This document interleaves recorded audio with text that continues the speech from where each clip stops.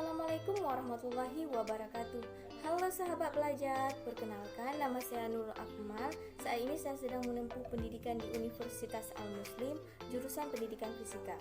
Baiklah, pada kesempatan kali ini kita akan membahas tentang pemanfaatan komputer dalam hal belajar fisika. Sebelum kita lanjut video, jangan lupa like, subscribe, comment, and share ke teman-teman yang lain. Oke, happy watching teman-teman. Komputer sebagai media pembelajaran. Media pembelajaran dapat diartikan sebagai teknologi pembawa pesan atau informasi yang dapat dimanfaatkan untuk keperluan pembelajaran. Pemanfaatan komputer untuk media pendidikan sering dinamakan pembelajaran dengan bantuan komputer atau computer assisted learning. Selanjutnya, manfaat penggunaan komputer dalam dunia pendidikan. Yang pertama, pendidik dapat memiliki variasi mengajar dengan menggunakan komputer.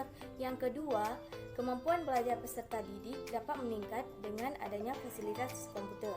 Dan yang ketiga, kecerdasan psikomotorik siswa dapat terangsang dengan adanya pendidikan yang berbasis teknologi. Kecerdasan psikomotorik di sini maksudnya yaitu perilaku gerakan, keterampilan dan kemampuan fisik. Dan yang terakhir, komputer adalah media atau alat bantu untuk memudahkan pekerjaan. Selanjutnya, komputer sebagai media alat pendidikan. Aplikasi komputer dapat dijadikan media dalam bidang pembelajaran yang memungkinkan berlangsungnya proses belajar secara individual atau individual learning. Peranan teknologi komputer pada aktivitas manusia pada saat ini memang begitu besar. Komputer telah menjadi fasilitator utama bagi kegiatan di semua sektor kehidupan, termasuk dalam sektor pendidikan.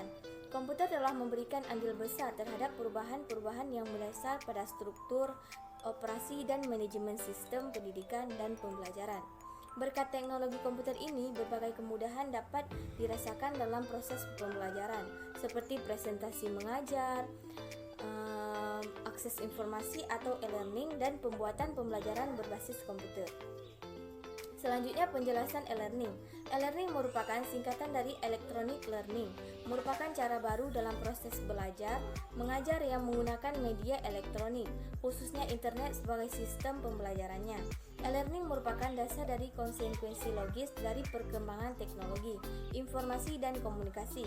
E-learning bisa juga dilakukan secara informal dengan interaksi yang lebih sederhana. Selanjutnya, contoh penerapan di dalam kelas. Contoh penerapan komputer di dalam kelas yang pertama, sebagai alat presentasi. Dengan bantuan sebuah proyektor, kini komputer jinjing atau laptop dapat digunakan sebagai alat untuk mempresentasikan sebuah ide ataupun gagasan. Biasanya banyak digunakan dalam rapat pembangunan dan juga mahasiswa yang mempresentasikan hasil penelitian mereka. Penerapan komputer di dalam kelas yang kedua sebagai pengganti mesin ketik. Sekitar tahun 80-an sampai dengan tahun 90-an, mesin ketik masih menjadi andalan dalam menulis laporan ataupun buku. Tapi di akhir tahun 90-an sampai sekarang, posisinya digantikan dengan komputer yang dinilai lebih simpel dan lebih efektif.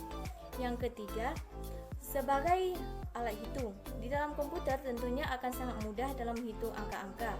Banyak sekali angka yang menggunakan Microsoft Excel dalam menghitung baik jumlah, rata-rata, dan juga pembagian.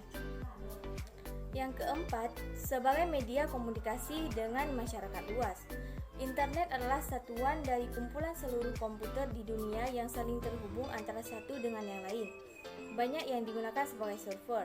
Dengan adanya internet, kita dapat berkomunikasi dengan masyarakat luas dan juga kita dapat mengakses media yang bermanfaat yang diupload dari luar daerah kita. Selanjutnya, kelebihan komputer. Kelebihan komputer yang pertama yaitu kemampuan dalam mengintegrasikan komponen warna, musik, dan animasi grafik atau dinamakan graphic animation, membuat pelajar lebih tertarik dalam memperhatikan pelajaran. Yang kedua, kelebihan komputer yaitu komputer dalam proses belajar dapat meningkatkan hasil belajar dengan penggunaan waktu dan biaya yang relatif kecil. Intinya, dengan adanya komputer dapat mempersingkat waktu. Yang ketiga, mampu meningkatkan efisiensi dan performa kerja. Selanjutnya, kekurangan komputer. Kekurangan komputer yang pertama yaitu tingginya biaya pengadaan dan pengembangan program komputer. Atau lebih singkatnya, komputer sangat tergantung pada penggunaan daya listrik dan internet. Yang kedua, compatibility dan incompatibility antara hardware dan software. Maksudnya ketidaksesuaian perangkat lunak atau sistem perangkat lunak yang tidak dapat beroperasi bersama pada komputer yang sama. Dan juga ada kemungkinan bahwa beberapa komponen perangkat lunak atau sistem mungkin kompatibel atau sesuai di satu lingkungan dan tidak sesuai pada lingkungan yang lain. Baiklah teman-teman, sekian yang dapat saya sampaikan pada kesempatan video kali ini. Buat teman-teman yang udah ikutin dari video awal, terima kasih banyak ya. Sampai jumpa di video selanjutnya.